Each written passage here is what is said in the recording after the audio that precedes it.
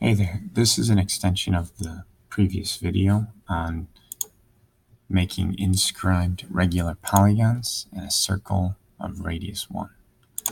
So let's start with a grid, make a circle.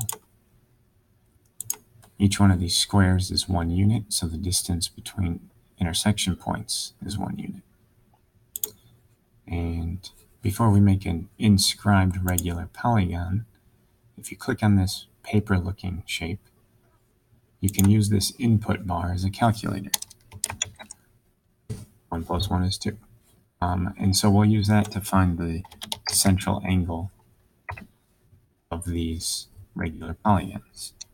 So if I had a 3-sided shape, you take the number of degrees in your circle, divide by the number of sides, 3, and you get 120. 120 degrees is our central angle.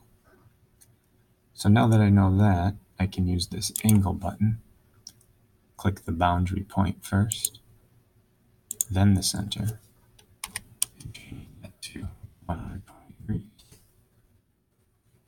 If you have your central angle created, you can use the regular polygon button and connect B to B prime. This has 3 sides, so 3 vertices.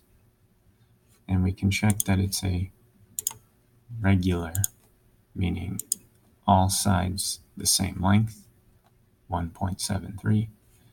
And we can also measure the angles. From B to B prime to C is 60 degrees. And then B prime to C to B is also 60 degrees. So if these two are 60, this third one also has to be 60. All right, let's do something else. Let's double the number of sides. So start with the same circle.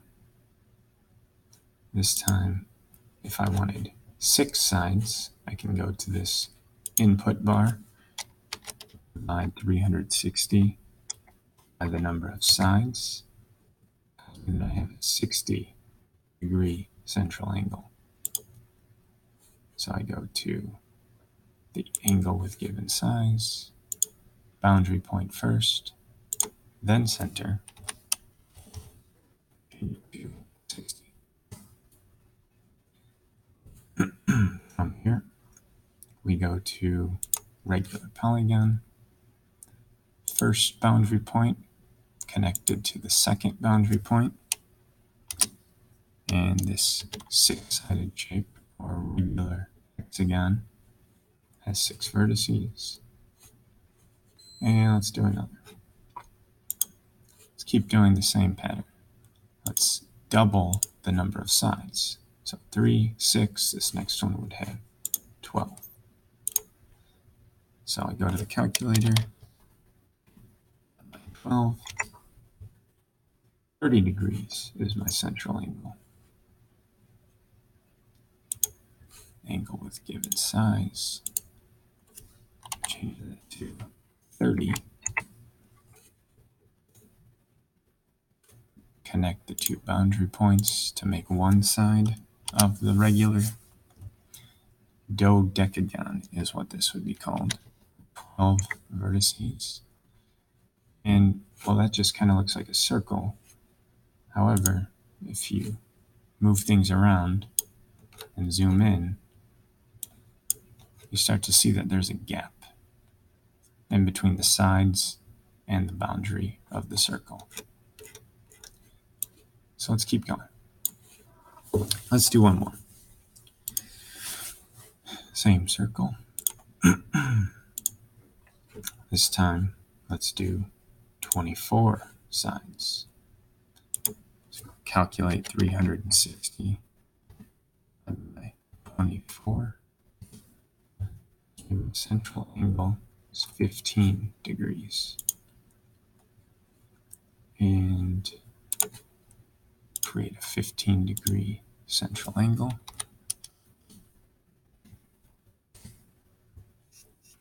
We have W and W prime are boundary points. I select those 2 points. Make sure you go in this order from W to the new point W prime. Otherwise, you'll run into a mistake. All right, now that really looks like a circle. Let's zoom in some more. Still looks like a circle. Still looks like a circle. You got to zoom in quite a bit to see that there is a gap between the sides of the polygon and the boundary of the circle. All right, so now something we might be interested in is the area and perimeter of these shapes. The way you can do that is with the measure distance or length button. Will help you find perimeter. But before I do that, I'd like to hide some of these labels so that I have some space. So if you click this Show Hide button and then just click the label, it starts to fade away. And so I'm going to hide the angle measures that I created.